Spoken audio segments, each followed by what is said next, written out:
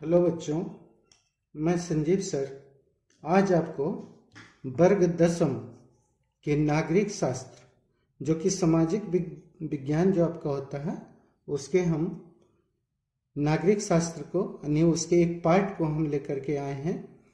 और बाकी आपका भूगोल, इतिहास हम सब अलग अलग करके दे रहे हैं ताकि आपको परीक्षा में किसी प्रकार का कोई दिक्कत न हो और प्रश्न छूटे नहीं।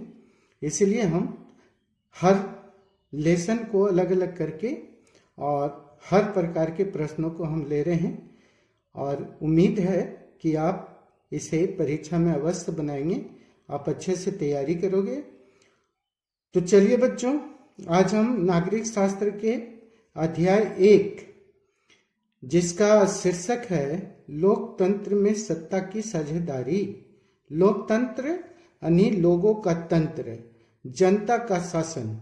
जनता का शासन जनता के लिए होता है और जनता के द्वारा किया जाता है। जनता के चुने हुए प्रतिनिधि इसमें भाग लेते हैं और वे शासन को चलाते हैं। तो उसमें सभी की साझेदारी, हर वर्ग के लोगों की साझेदारी ही इस विषय का, इस टॉपिक का जो है मेन उद्देश्य है। तो चलिए आज इसके पहले प्रश्न को हम लेते हैं और पहला प्रश्न हमारा है क्षेत्रवाद की भावना का कुपरिणाम। कुपरिणाम का मतलब होता है खराब रिजल्ट क्या है। राष्ट्रवाद है, राष्ट्रीय एकता है, अलगाववाद है या डी में कोई नहीं। तो क्षेत्रवाद की भावना, इससे अलगाववाद पनपता है और इसका पहला का सी सही होगा। नेक्स्ट, ब्रुसेल्स में 80% लोग किस भाषा को बोलते हैं? डच भाषा को बोलते हैं, अंग्रेजी भाषा को बोलते हैं, फ्रेंच भाषा को बोलते हैं या इन सभी भाषाओं को बोलने वाले लोग वहाँ हैं। तो सेकंड का जो आंसर होगा वो फ्रेंच भाषी लोग हैं वहाँ 80%। श्रीलंका में सामाजिक विभाजन किस स्तर पर है? क्षेत्रीय स्तर पर है, सामाजिक स्तर पर है, दोनों यानी कि क्षेत्रीय सामाजिक दोनों स्तरों पर है या डी में कोई नहीं। तो यहाँ पे जो श्रीलंका में सामाजिक विभाजन है वो आपका क्षेत्रीय और सामाजिक दोनों स्तरों पर है। सी आंसर सही होगा।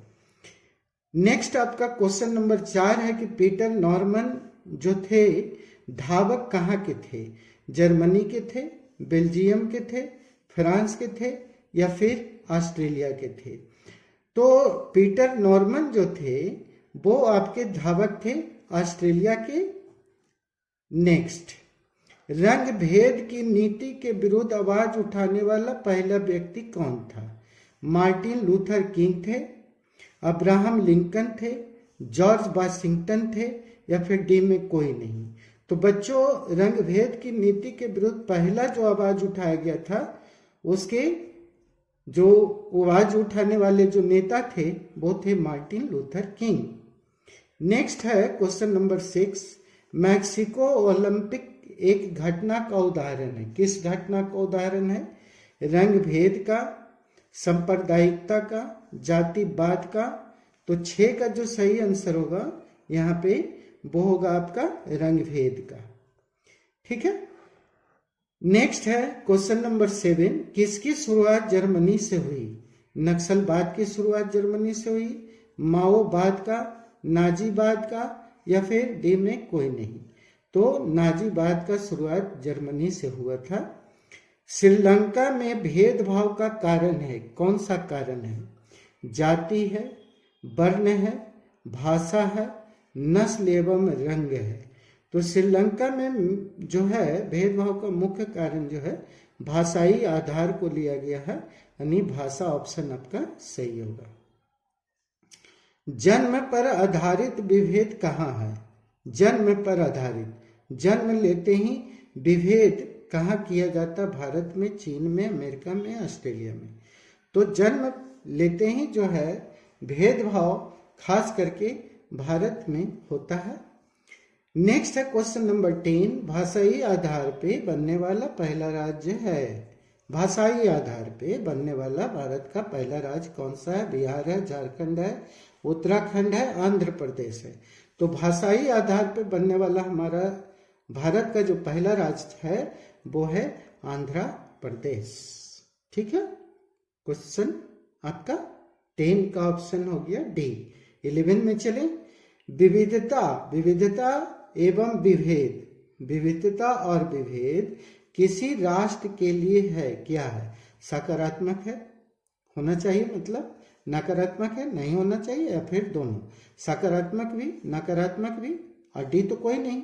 तो यहाँ सी ऑप्शन आपका सकारात्मक नकारात्मक होना चाहिए। कौन रंग भेद विरोधी लोकतंत्र के लिए नहीं थे? रंग भेद विरोधी किन्होंने, मतलब किनका मेन मुद्दा था रंग विरोधी नहीं, भेदभाव नहीं करना? लूथर किंग का, महात्मा गांधी का, जॉन कार्लोस का, जेड गुडी, जेड गुडी। तो आंसर होगा जेड गुडी। जाति पर आधारित विभेद, जाति पर आधारित विभेद भारत में होता है, अमेरिका में होता है, पाकिस्तान में होता है, बेल्जियम में होता है। 13 का सही आंसर, जाति पर आधारित जो विभेद होता है बच्चों, भारत में बहुत ज्यादा है, जन्म के आधार पर भी और जाति के आधार पर भी। भारतीय राजनीति में स्वर्णों का वर्चस्व कब तक रहा? ये क्वेश्चन नंबर 14। स्वर्णों समझते हैं ना, उच्च जाति के लोगों को स्वर्ण कहा जाता है।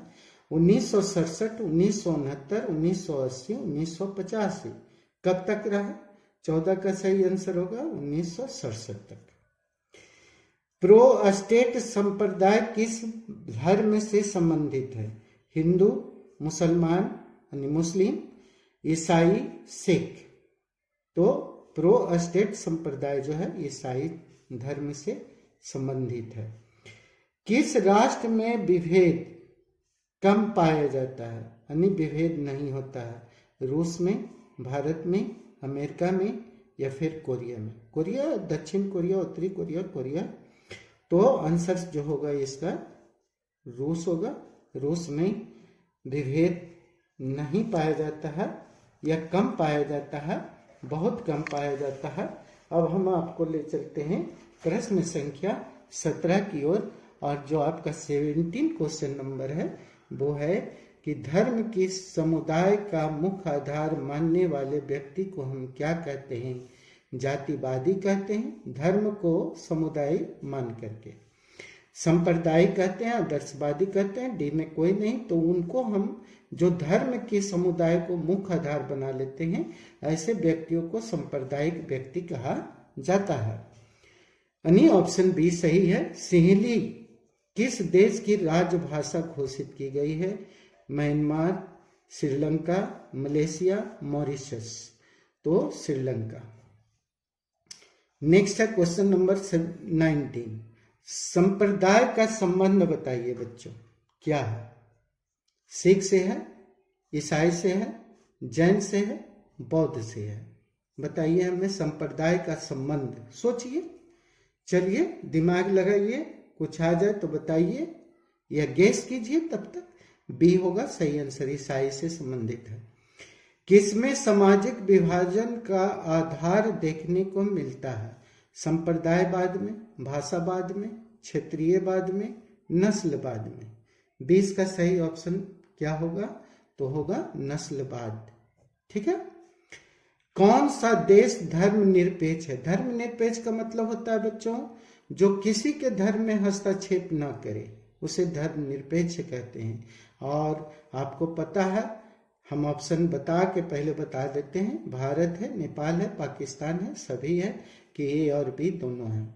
तो देखिए बच्चों, हम यहाँ सभी लिख देते हैं, ए और बी दोनों है। पाकिस्तान धर्मनिरपेक्ष नहीं है, ए धर्म में हस्तक्षेप करता है, यानी बे राज्य जो किसी के धर्म में हस्तक्षेप न करे उसे धर्मनिरपेक्ष कहते हैं। तो ऑप्शन हो जाएगा यहाँ पे भारत भी धर्मनिरपेक्ष है, नेपाल भी है, तो ए और बी दोनों सही होगा। ठीक है। पाकिस्तान करता है।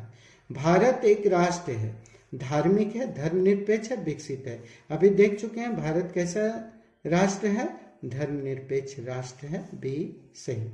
अंतर्राष्ट्रीय महिला दिवस कब मनाया गया? 7 मार्च, 8 मार्च, 9 मार्च मनाया जाता है या फिर 10 मार्च? तो बच्चों अभी हाल ही में ही मनाया गया 8 मार्च को अंतर्राष्ट्रीय महिला दिवस, ऑप्शन बी सही।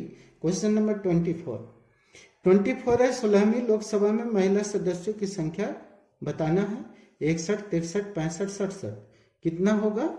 ए बी सी डी में ऑप्शन एक देखें, आप चूज करें, और नहीं तो हम बता ही रहे हैं। चलिए 65 है। मानव जाति में आधी आबादी किसकी है? पुरुषों की, महिलाओं की, युवाओं की, सभी की। तो आधी आबादी है ना, मतलब आधा पुरुष आधा महिला, तो महिलाओं की आधी आबादी है, पुरुष थोड़ा कम हो गए हैं। भारत में पुरुषों की साक्षरता 2015 के अनुसार कितनी है? 80.11%, 80.12%, 81.121 या फिर 80.94। तो चलिए डी ऑप्शन करेक्ट है। इंग्लैंड में महिलाओं को वयस्क मताधिकार, वयस्क का मतलब हमारे यहाँ कितना है? 18 वर्ष। मताधिकार का मतलब होता है मत देने का अधिकार।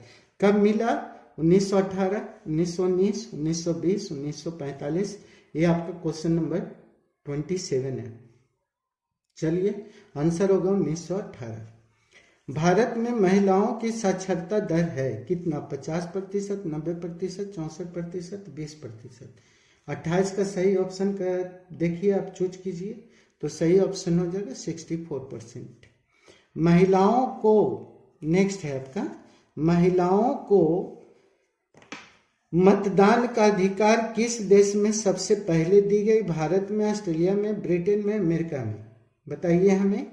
सही आंसर होगा इंग्लैंड में 1918 में मिला, यानी ब्रिटेन ऑप्शन सही सी।